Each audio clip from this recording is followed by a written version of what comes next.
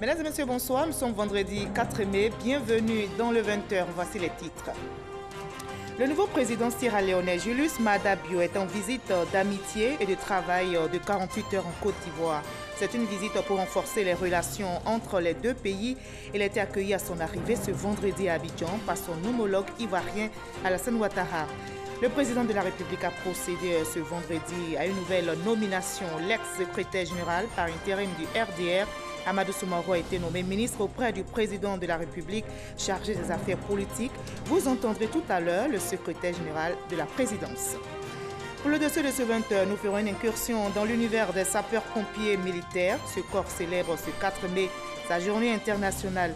Mais à quoi ressemble une journée avec les sapeurs-pompiers de Côte d'Ivoire? Nos reporters ont passé 24 heures en leur compagnie. Enfin, en Guinée, le président Alpha Condé veut porter plainte pour dénonciation calomnieuse dans le cadre de l'affaire Bolloré.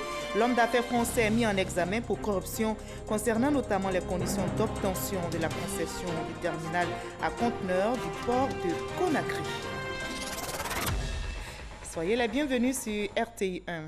Le nouveau président sierra-léonais, Julius Maada Bio, est en visite d'amitié et de travail de 48 heures en Côte d'Ivoire. Il est arrivé ce vendredi à Abidjan. C'est une visite pour renforcer les relations entre les deux pays.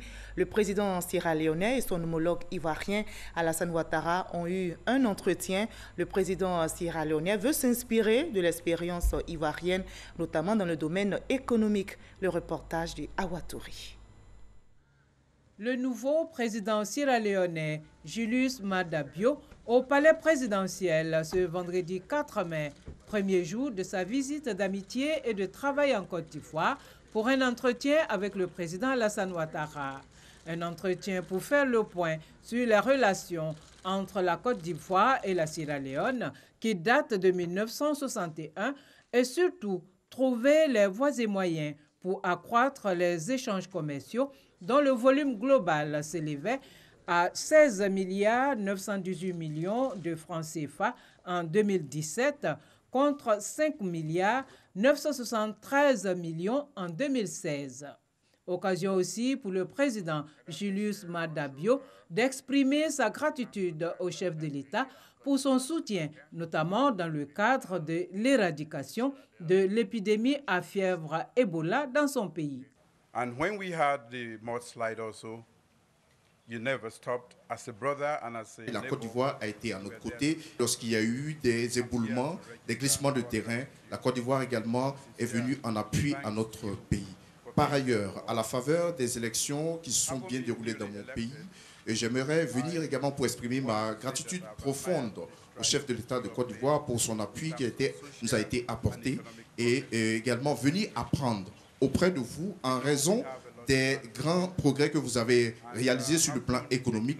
Nous savons que la Côte d'Ivoire est un PIB de l'ordre de 8%. C'est pour cela que nous voulons venir à votre école pour apprendre auprès de vous, renforcer nos relations, les approfondir et nous permettre de briser toutes les barrières qui sont contre les francophones et les anglophones et nous permettre également de développer notre pays. Nous voulons vous remercier pour votre chaleureuse bienvenue et accueil en Côte d'Ivoire. Je voudrais donc féliciter M. le Président pour son élection. C'était une élection démocratique, transparente et la paix crée en Sierra Leone. Et surtout, nous nous réjouissons que les résultats des élections aient été reconnus et que les voies légales aient été acceptées. C'est une alternance, ce qui augure bien l'approfondissement de la démocratie. Donc je voudrais féliciter M. le Président pour son élection et lui dire que nous nous tenons beaucoup aux relations fraternelles et d'amitié avec le peuple de Sierra Leone. Le gouvernement et le peuple ivoirien sont très attachés au peuple de Sierra Leone et nous souhaitons nos meilleurs vœux de succès pour le président. Avec la charge qui lui incombe, la Sierra Leone a connu des difficultés ces dernières années, mais je sais qu'avec son expérience et sa détermination, il pourra continuer de consolider la situation économique. Et donc, Monsieur le Président, soyez le bienvenu en Côte d'Ivoire, vous-même et votre délégation. Nous considérons qu'ici, vous êtes chez vous.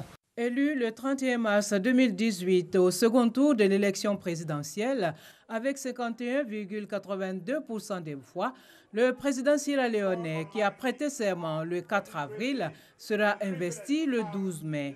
Rappelons par ailleurs qu'un accord portant création de la Grande Commission mixte ivoiro-sierra-léonaise a été signé le 27 février 2013 à Yamoussoukro. Et à son arrivée ce vendredi dans la capitale économique ivoirienne, le président sierra-léonais a été accueilli par son homologue ivoirien Alassane Ouattara. C'est sa première visite à l'extérieur depuis son élection le 31 mars dernier. On en sait plus avec Abou Sanogo. Le président de la République de Sierra Leone, Julius Maada Bio, en visite d'amitié et de travail à Abidjan. Arrivé à 11h15, il a été accueilli à sa descente d'avion par le président de la République, Alassane Ouattara. Puis les deux chefs d'État sont allés s'incliner devant le drapeau pour l'exécution des hymnes nationaux, pour recevoir ensuite les honneurs militaires dus à leur rang.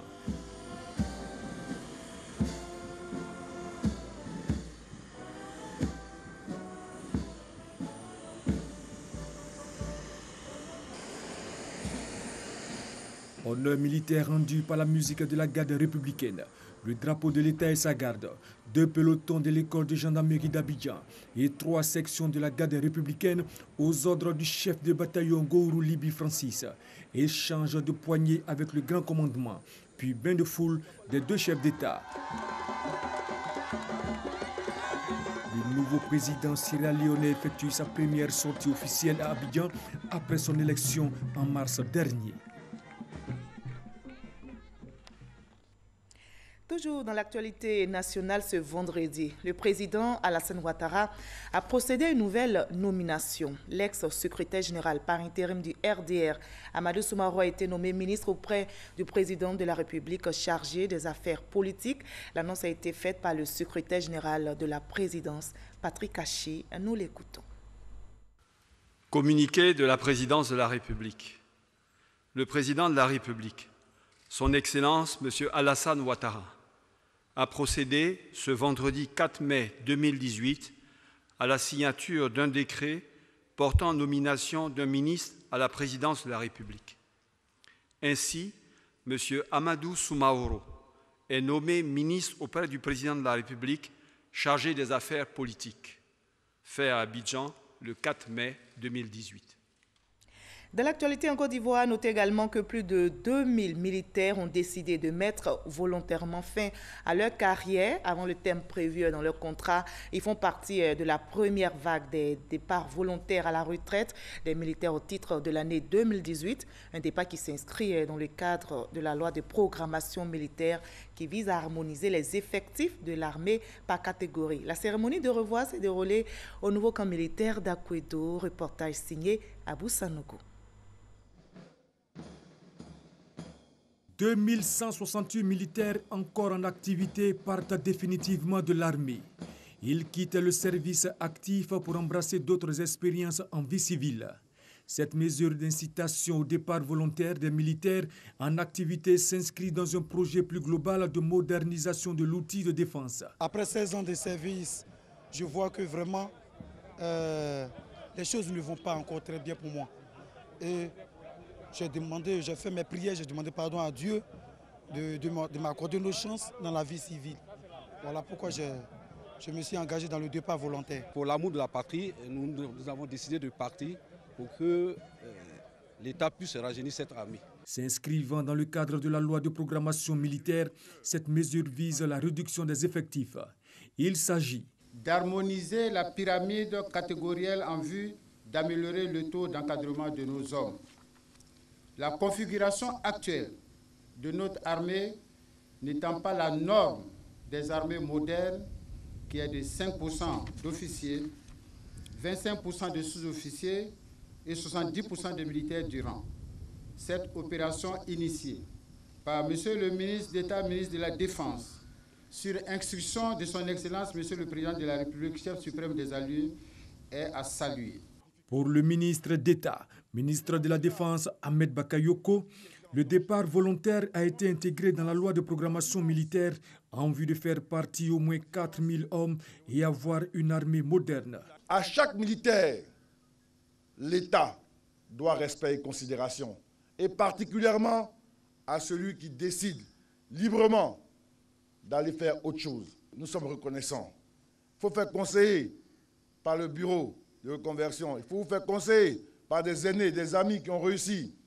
Dépensez prudemment cet argent. Ce que vous avez appris dans l'armée, la rigueur, la discipline, l'endurance, l'engagement, sont des atouts que vous avez pour aller être les meilleurs dans la vie civile.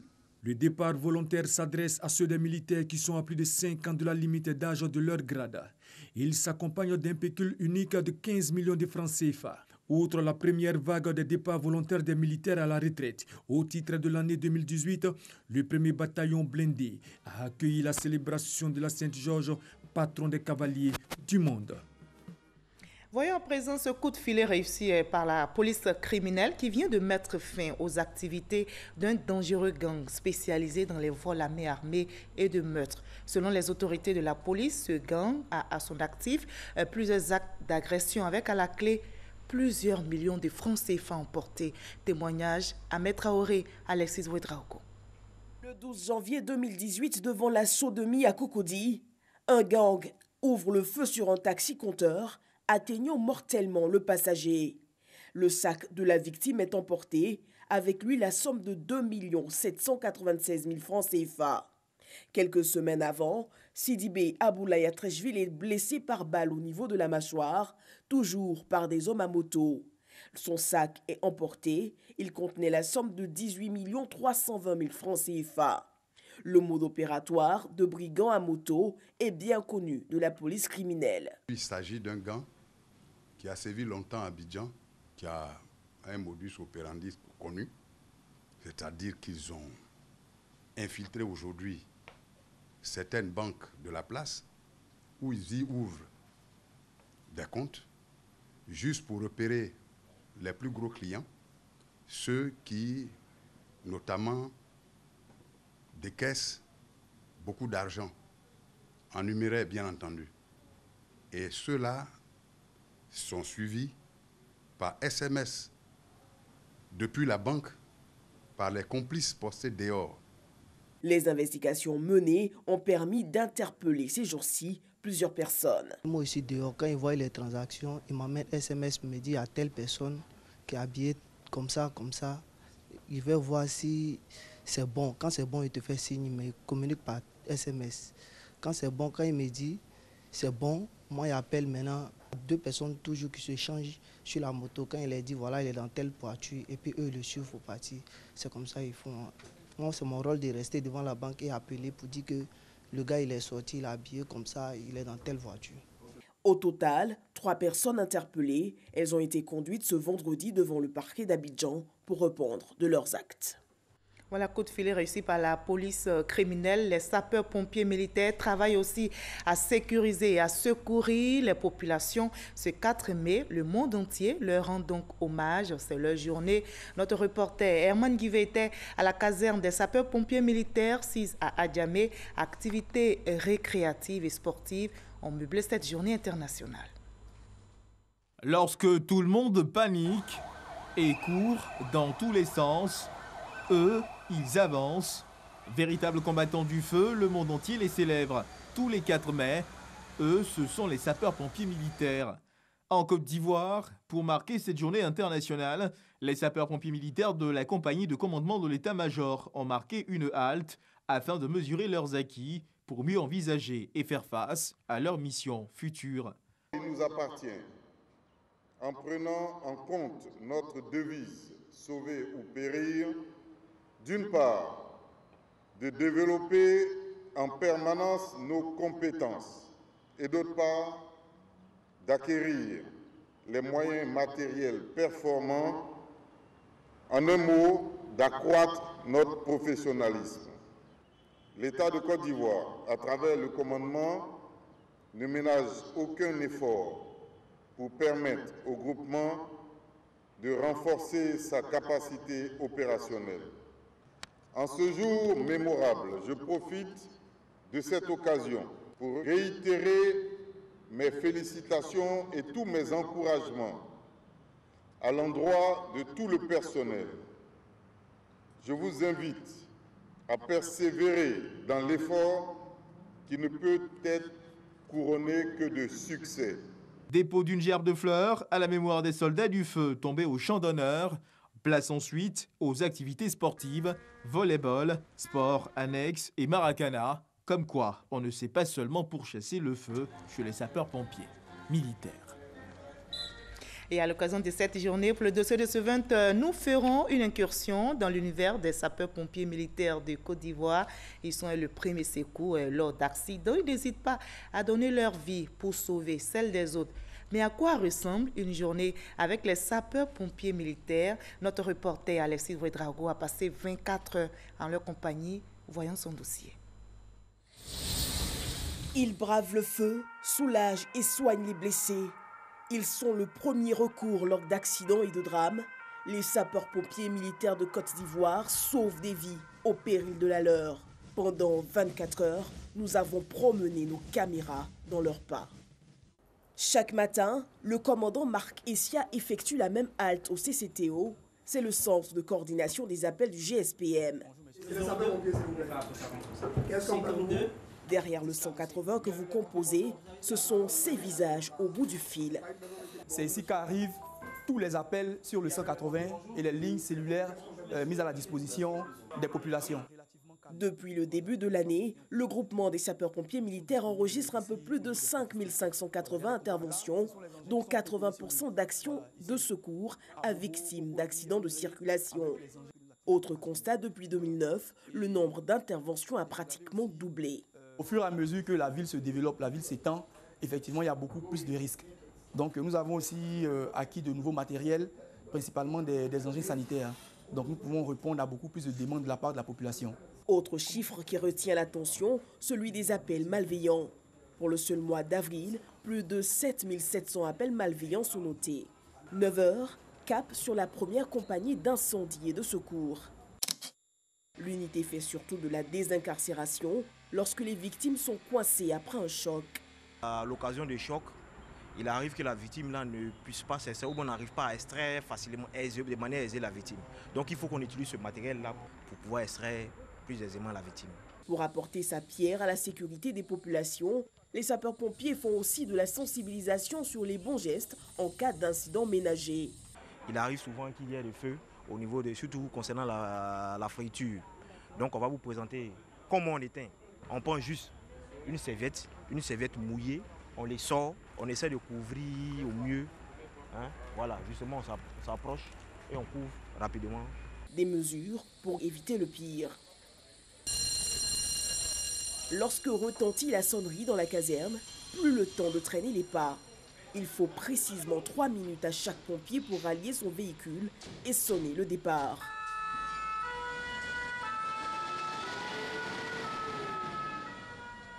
Alors que l'équipe court vers l'accident signalé, le staff sur place nous expose à un exercice d'extinction d'incendie en étage. Ce type de feu particulièrement dangereux nécessite une intervention rapide. Le temps de ce tournage, nous avons revêtu l'harnais de sécurité des sapeurs-pompiers pour nous livrer à un exercice périlleux. Descendre du 7e étage d'un immeuble, l'exercice ils le font très souvent dans le cadre d'évacuation sanitaire. Est-ce qu'il y a des moments où la victime s'agite parce qu'à un certain niveau, c'est compliqué? Effectivement, elle peut s'agiter, mais toutes les mesures de sécurité sont prises de manière à ce que la victime puisse descendre dans des conditions optimales de sécurité. Au GSPM, il y a aussi une piscine, indispensable à la mise en forme des pompiers, mais aussi ouverte au public. Elle est ouverte au grand public. D'abord, c'est pour apprendre à nager et c'est sauver des vies. Il est le patron des lieux, le colonel Sako. Pour lui, les sapeurs-pompiers militaires ont fait un beau chemin.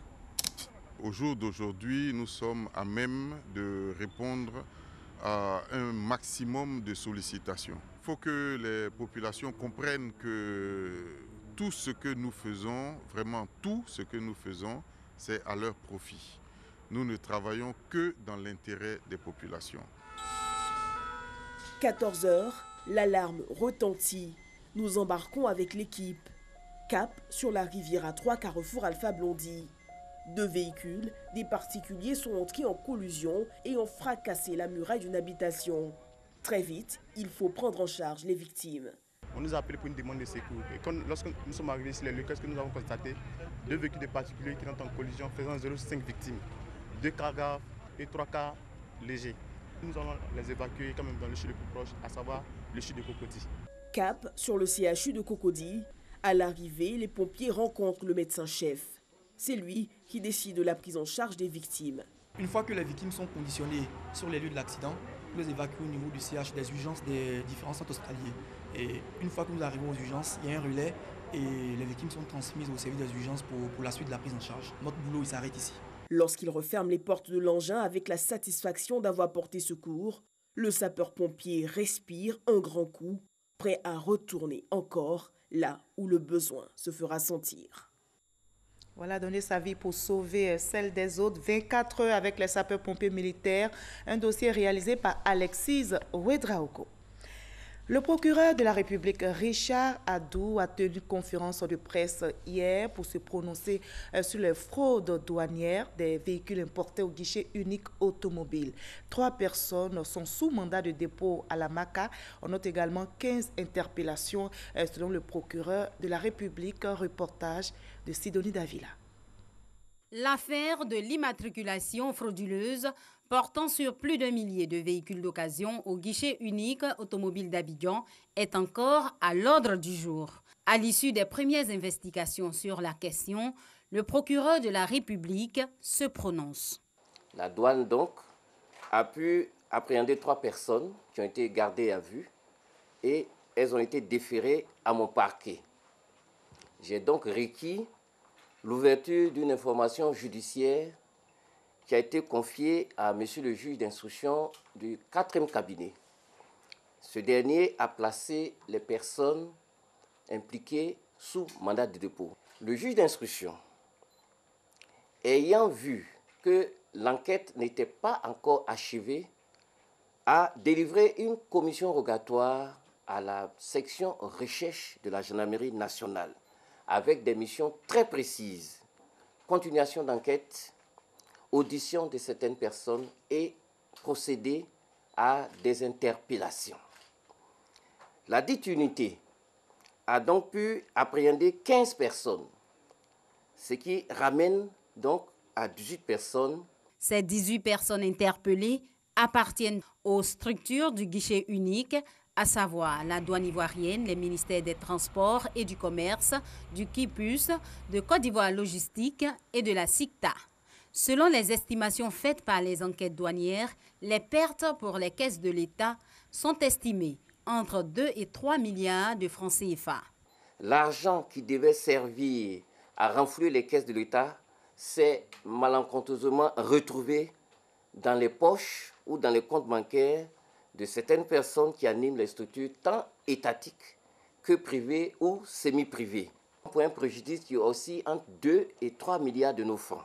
L'État a donc subi un énorme préjudice et donc cette situation mérite d'être clarifiée. Ces nombreux véhicules passés outre les procédures douanières sont pour le procureur de la République d'une extrême gravité.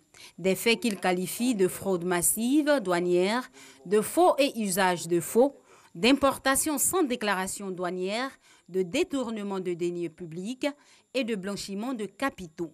Les enquêtes ouvertes depuis peu vont donc se poursuivre, a-t-il indiqué, pour comprendre le mode opératoire et les moyens déployés en vue de faire la lumière sur cette affaire.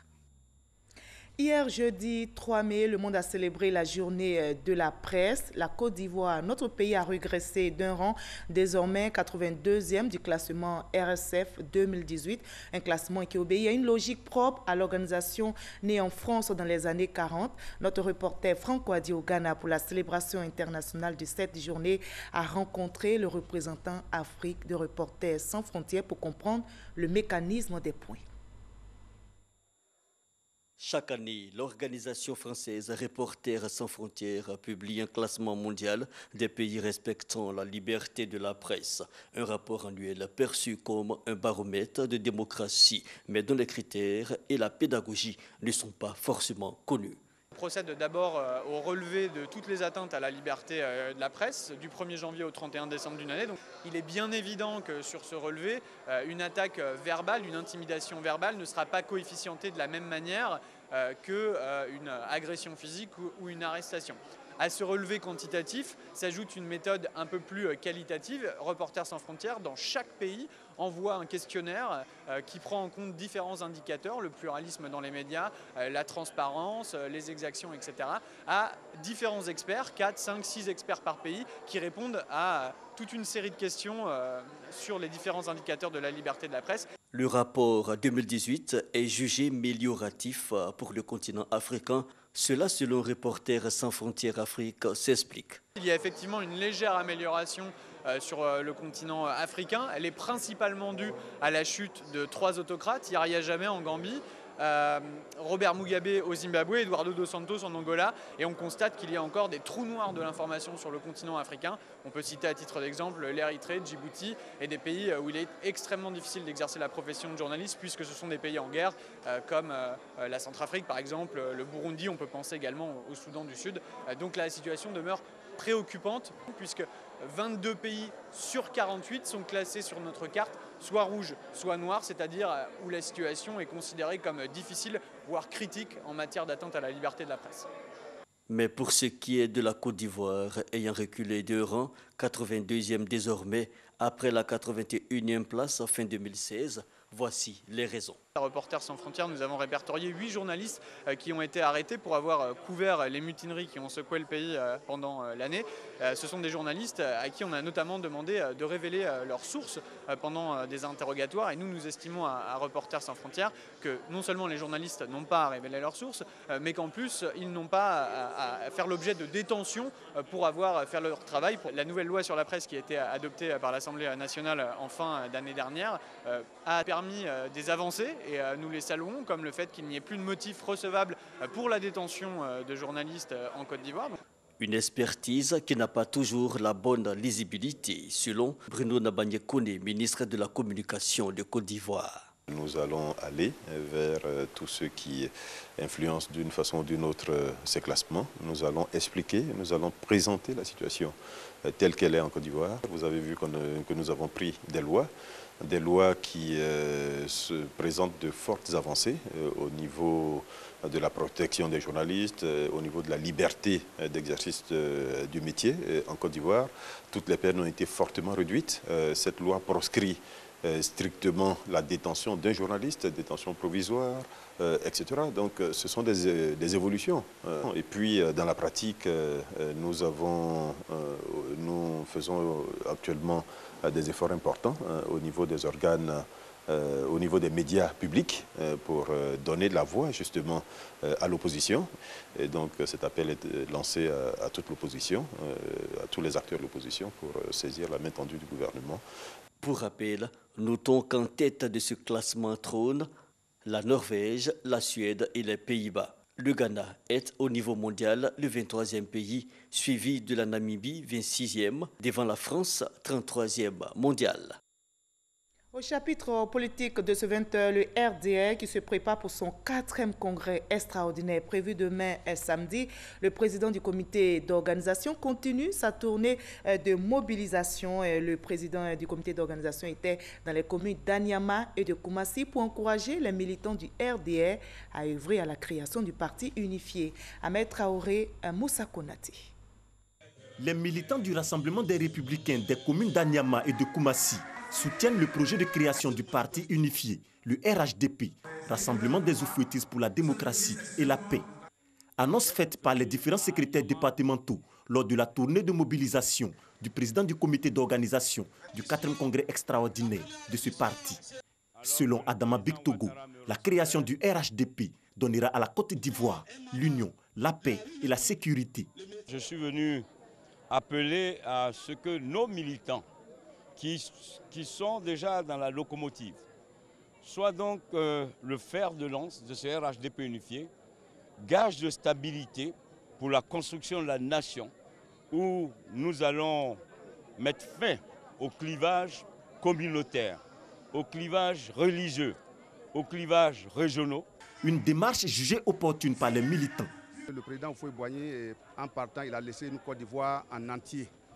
Et que pour des raisons ou d'autres, cette Côte d'Ivoire a été effritée, a été balkanisée sur le plan politique. Et que le président Alassane Ouattara a à cœur aujourd'hui de rassembler cette Côte d'Ivoire, de laisser cette Côte d'Ivoire en entier aussi à ses successeurs. Le 4e congrès extraordinaire du RDA est prévu le 5 mai prochain. Adama Bictogo invite donc les militants des communes d'Anyama et de Koumassi à prendre part massivement à ce rendez-vous important. Hors de la Côte d'Ivoire, en Guinée, le président Alpha Condé veut porter plainte pour dénonciation calomnieuse dans le cadre de l'affaire Bolloré. L'homme d'affaires français mis en examen notamment pour corruption concernant les conditions d'obtention de la concession du terminal à conteneurs du port de Conakry. Fin de ce 20h. Merci à vous tous de votre aimable attention. Je vous retrouve avec le même plaisir demain à 20h.